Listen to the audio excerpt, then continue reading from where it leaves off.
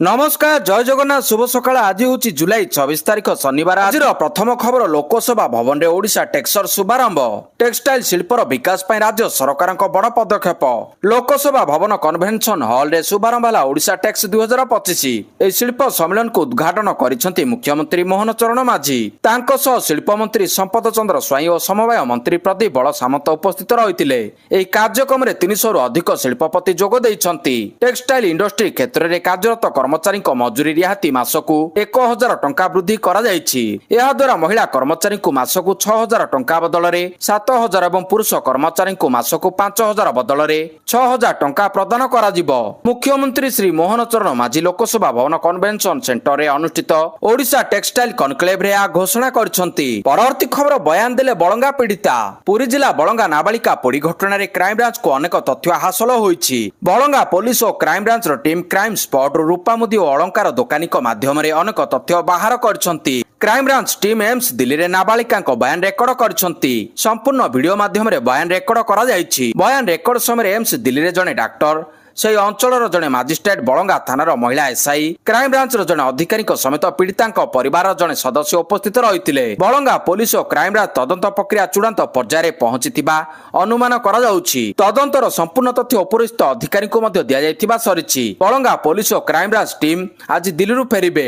परवर्ती खबर 2025 रे सरीब पानीय जल प्रकल्प। जल जोगान विलंब हेले अधिकारी दरमा बंद हेब कहले मंत्री। पानीय जल जोगान विभाग हिसाब देले पंचायतराज मंत्री रविनारायण नायक। पानीय जल व्यवस्था आज सरकार चैलेंज हो रही। 207 मेगा प्रकल्प द्वारा पानी देवा निष्पत्ति होता। 18टी प्रकल्प रे सब घर को घर जल व्यवस्था होती। अगस्ट रे 21 सेप्टेम्बर 11 और डिसेम्बर 22टी प्रकल्प शेष होब बोली पंचायतराज मंत्री कहते। चलित वर्ष 20,891टी नलकूप खनन होईछि।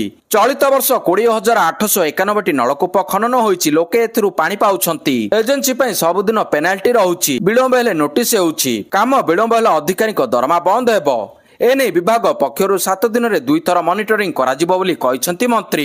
परवर्ती खबर हाईटेक आड़ को गति कले माओवादी। ड्रोन रे सुरक्षा बाहिनी कार्यकलाप करुछंती निरीक्षण। सुंदरगढ़ जिलार बिस्रा ब्लॉक सीमांत झारखंड सरंडा जंगल एवं माओवादी माने लुचिकी रहिछंती। सरंडा जंगल में लुचि रहिबा से माओवादी माने ड्रोन व्यवहार करुछंती। गोइंदा सूत्र अनुसार माओवादी माने एबे मध्य जंगल आभ्यंतरीण अंचल में रही आधुनिक प्रजुक्ति विद्या व्यवहार करी सुरक्षा बाहिनी कार्यकलाप निरीक्षण करुछंती और सूचना संग्रह सरंडा अंचल ग्रामवासी कहते जे सेमाने राति आकाश रे लाल और नील आलोक सहित उड़ुवा मेसीन देखुंती। से मेसीन द्रुत गति में उड़ुछि एवं अल्प समय मध्य अदृश्य हो जाउछि। तथ्य अनुसार छत्तीसगढ़ राज्यर सुकमा बीजापुर गढ़चिरोली एवं झारखंड राज्यर लातेहार भली अंचल में राति समय छोट छोट ड्रोन उड़ुवा देखा जाउछि। तबे ड्रोन व्यवहार सुरक्षा बाहिनी पई चिंतार विषय पलटि जाइछि। सुरक्षा बाहिनी प्रत्येक कार्यकलाप उपरे नक्सल संगठन डिजिटाल नजर रखिथिबा कुआ जाउछि। परवर्ती खबर बांग्लादेश रे ड्रेस कोड उपरे निष्पत्ति बयान। विवाद पर निर्देश प्रत्याहार।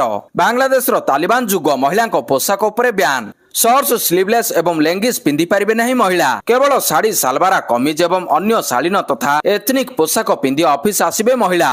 सेहिपरि पुरुषक पोशाक उपरे मध्य नियमावली लागू करा जायतिला। बांग्लादेश केंद्रीय बैंक रो एपरि निर्देश झड़ सृष्टि करछि। विवाद पर बांग्लादेश बैंक वर्तमान निर्देश को प्रत्याहार करछि। परवर्ती खबर इंदिरा गांधी को रेकर्ड भांगिले मोदी। प्रधानमंत्री नरेंद्र मोदी आउ एक राजनीतिक माइलखुंट अतिक्रम कर इंदिरा गांधी को रेकर्ड को पछरे पकाइछंती। एक निरविच्छिन्न कार्यकाल में भारतर द्वितीय सर्वाधिक दीर्घकालीन प्रधानमंत्री बनिछंती मोदी। मोदी जुलाई 25 2025 सुधा कार्यकाल 4078 दिन पूर्ण करछंती। पूर्व जनवरी 1966 रु मार्च 1977 मध्य इंदिरा गांधी 4077 दिन लगातार कार्यकाल एही स्थान रे रहितिबा बेले एबे मोदी एहाको अतिक्रम करछंती। प्रधानमंत्री मोदी अक्टोबर 2001 रु मे 2014 पर्यंत गुजरात रो मुख्यमंत्री थिले। से सबुठारु अधिक समय पई गुजरात रो मुख्यमंत्री हेबार रेकर्ड मध्य करछंती। एबे से प्रधानमंत्री होई द्वितीय दीर्घकालीन सेवार रेकर्ड करछंती। प्रधानमंत्री मोदी 2014 पदवी रे अछंती। तबे पंडित जवाहरलाल नेहरू सर्वाधिक समय देशर प्रधानमंत्री थिले। परवर्ती खबर एणिकी ओडिया रे पाठ पढ़िबे युक्त 2 विज्ञान छात्र छात्री। ओडिशा भाषा रे पाठ पढ़िबे युक्त 2 विज्ञान छात्र छात्री। एथिपई स्वतंत्र भाव रे बही प्रस्तुत करा जायछि। गुरुवार रमादेवी महिला महाविद्यालय रे ओडिया भाषा रे लिखित ଯୁକ୍ତ 2 ବିଜ୍ଞାନ ପୁସ୍ତକ ଲୋକାର୍ପଣ ହୋଇଛି।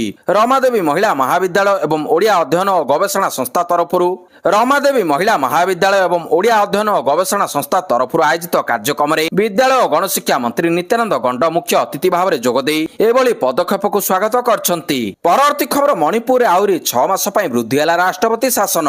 ମଣିପୁରରେ ରାଷ୍ଟ୍ରପତି ଶାସନକୁ 6 ମାସ ପାଇଁ ବୃଦ୍ଧି କରାଯାଇଛି। କେନ୍ଦ୍ରମନ୍ତ୍ରୀ ଅମିତ ଶାହଙ୍କ ଦ୍ୱାରା ଲୋକସଭାରେ ଆଗତ ଏକ ପ୍ରସ୍ତାବ ପରେ ମଣିପୁରରେ ରାଷ୍ଟ୍ରପତି ଶାସନର ଅବଧି ଆଉ 6 ମାସ ପାଇଁ ବୃଦ୍ଧି କରାଯାଇଛି।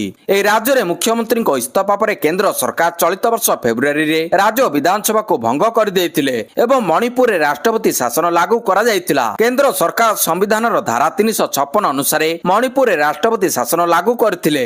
ରାଷ୍ଟ୍ରପତି ଶାସନ 6 ମାସ ପାଇଁ ଲାଗୁ ହୋଇଥାଏ ଏବଂ ସଂଶୋଧନ ଅନୁମୋଦନ ପରେ ଏହାକୁ ପ୍ରତି 6 ମାସରେ ବୃଦ୍ଧି କରାଯାଇପାରିବ। ରାଷ୍ଟ୍ରପତି ଶାସନ 6 ମାସ ପାଇଁ ଲାଗୁ ହୋଇଥାଏ ଏବଂ ସଂସଦର ଅନୁମୋଦନ ପରେ ଏହାକୁ ପ୍ରତି 6 ମାସରେ ବୃଦ୍ଧି କରାଯାଇପାରିବ, କିନ୍ତୁ ଏହାକୁ କେବଳ 3 ବର୍ଷ ପାଇଁ ବୃଦ୍ଧି କରାଯାଇପାରିବ। ପରବର୍ତ୍ତୀ ଖବର ଜବ୍ କାର୍ଡଧାରୀ କରିବେ ଇକେୱାଇସି। ଫେକ୍ ଜବ୍ କାର୍ଡ ଧରିବା ପାଇଁ ଆରମ୍ଭ ହୋଇଛି ଇକେୱାଇସି। ଜବ୍ କାର୍ଡଧାରୀ କରିବେ ଇକେୱାଇସି। 3 ମାସ ଭିତରେ ଜବ୍ କାର୍ଡ ଇକେୱାଇସି ନ କଲେ କଟିଯିବ ଜବ୍ କାର୍ଡ। ଏନେଇ ସୂଚନା ଦେଇଛନ୍ତି ପଞ୍ଚାୟତରାଜ ଓ ପାନୀୟ ଜଳ ଯୋଗାଣ ବିଭାଗର ମନ୍ତ୍ରୀ ରବିନାରାୟଣ ନାୟକ। 3 ମାସ ଭିତରେ ଜବ୍ କାର୍ଡ ଇକେୱାଇସି ନ କଲେ କଟିଯିବ ଜବ୍ କାର୍ଡ। ମନ୍ତ୍ରୀ ରବିନାରାୟଣ ନାୟକ ଆହୁରି ମଧ୍ୟ କହିଛନ୍ତି ସରକାର ବାହାର କରିଛନ୍ତି ଫେକ୍ ଜବ୍ କାର୍ଡ। ଏହାର ଅଧିକାରୀ କିଏ ଥିଲେ, ଅର୍ଥ କିଏ ଆତ୍ମସାତ କରିଥିଲା, ବିଗତ ଦିନରେ ଯିଏ ଶାସନ କରୁଥିଲେ ସେ ତାର ଉତ୍ତର ଦେବେ। ସରକାର ବର୍ଷେ ଭିତରେ 2 ଲକ୍ଷ ନୂଆ ଜବ୍ କାର୍ଡ ଦେଇଛନ୍ତି। ପରବର୍ତ୍ତୀ ଖବର ବାପା ମାଙ୍କ ସେବା ପାଇଁ 30 ଦିନ ଛୁଟି ମଞ୍ଜୁରୀ। କେନ୍ଦ୍ର କାର୍ମିକ ରାଷ୍ଟ୍ରମନ୍ତ୍ରୀ ଜିତେନ୍ଦ୍ର ସିଂ ଗୁରୁବାର ରାଜ୍ୟସଭାରେ କହିଛନ୍ତି କେନ୍ଦ୍ର ସରକାରୀ କର୍ମଚାରୀମାନେ ବୃଦ୍ଧ ପିତାମାତାଙ୍କ ଯତ୍ନ ସମେତ ବ୍ୟକ୍ତିଗତ କାରଣରୁ 30 ଦିନ ପର୍ଯ୍ୟନ୍ତ ଛୁଟି ପାଇପାରିବେ। ସେବା ନିୟମ ଅନୁସାରେ କର୍ମଚାରୀମାନେ 30 ଦିନର ଛୁଟି ପାଇବାକୁ ହକଦାର, ଯାହାକୁ ବୃଦ୍ଧ ପିତାମାତାଙ୍କ ଯତ୍ନ ଭଳି ବ୍ୟକ୍ତିଗତ କାରଣରୁ ବ୍ୟବହାର କରାଯାଇପାରିବ। ଏକ ଲିଖିତ ପ୍ରଶ୍ନର ଉତ୍ତରରେ କେନ୍ଦ୍ରମନ୍ତ୍ରୀ କହିଛନ୍ତି ପ୍ରଚଳିତ ସେବା ନିୟମ ଅନୁସାରେ ସରକାରୀ କର୍ମଚାରୀମାନେ ବୃଦ୍ଧ ପିତାମାତାଙ୍କ ଯତ୍ନ ସମେତ ଯେକୌଣସି ବ୍ୟକ୍ତିଗତ କାରଣରୁ ପ୍ରତିବର୍ଷ 30 ଦିନ ପର୍ଯ୍ୟନ୍ତ ଛୁଟି ପାଇପାରିବେ। ନିୟମ ଅନୁସାରେ ସରକାରୀ କର୍ମଚାରୀମାନେ ବୃଦ୍ଧ ପିତାମାତାଙ୍କ ଯତ୍ନ ସମେତ ଯେକୌଣସି ବ୍ୟକ୍ତିଗତ କାରଣରୁ ପ୍ରତିବର୍ଷ 30 ଦିନ ପର୍ଯ୍ୟନ୍ତ ଛୁଟି ପାଇପାରିବେ। ପରବର୍ତ୍ତୀ ଖବର ଅଶ୍ଳୀଳ କଣ୍ଟେଣ୍ଟ ପାଇଁ 25ଟି ଭିଡିଓ ପ୍ଲାଟଫର୍ମକୁ ବ୍ୟାନ୍ କଲେ ସରକାର। 25ଟି ଭିଡିଓ ପ୍ଲାଟଫର୍ମକୁ ବ୍ୟାନ୍ କରିଛନ୍ତି କେନ୍ଦ୍ର ସରକାର।